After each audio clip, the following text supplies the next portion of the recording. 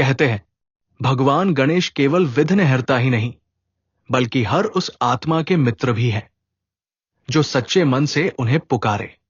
आज मैं आपको एक ऐसी कथा सुनाता हूं जिसमें एक साधु, एक मासूम बच्ची और स्वयं गणेश जी जुड़े हैं। बहुत समय पहले हिमालय की तराई में एक साधु तपस्या कर रहा था।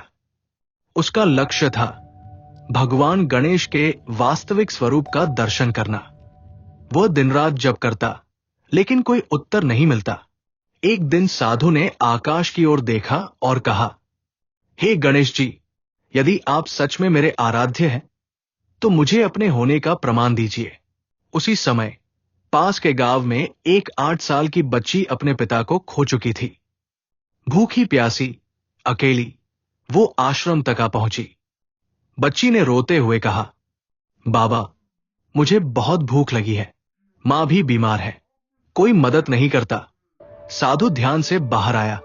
उसने बच्ची को देखा और उसके आंसू पोंछे, लेकिन उसके पास न तो अन्न था न धन।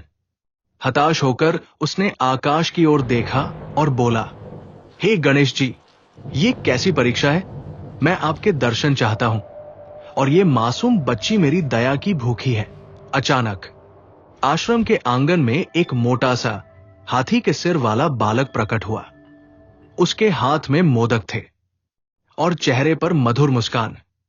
उस बालक ने कहा, बाबा, बच्ची को क्यों रुलाते हो?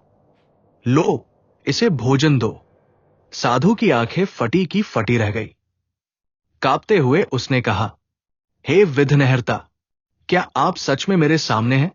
गणेश जी मुस्कुराए और बोले, साधु, तुम दर्शन चाहते थे, लेकिन याद रखो, मेरे दर्शन सिर्फ ध्यान से नहीं, सेवा से होते हैं। ये बच्ची ही मेरी परीक्षा थी। जो इसकी सेवा करेगा वही मुझे पाएगा। गणेश जी ने बच्ची को मोदक खिलाए। उसकी आंखों में पहली बार खुशी चमकी और अगले ही क्षण भगवान गणेश अदृश्य हो गए। उस दिन साधु ने समझ लिया, सच्ची तपस्या केवल ध्यान नहीं बल्कि दया और करुणा में है।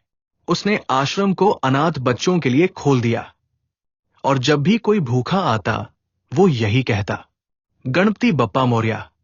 दोस्तों, ये कथा हमें यही सिखाती है, गणेश जी तक पहुंचने का रास्ता मंदिरों से नहीं बल्कि जरूरतमंदों की मदद से होकर जाता है, क्योंकि जहां करुणा है वही गणेश है। दोस्तों, अगर गणेश जी की यह कथा आपके हृदय को छू गई हो तो इस वीडियो को लाइक करें, चैनल सनातन इनसाइट्स को सब्सक्राइब करें और घंटी जरूर दबाएं ताकि ऐसी ही प्रेरणादायक कथाएं आप तक पहुंचती रहें। जय गणेश।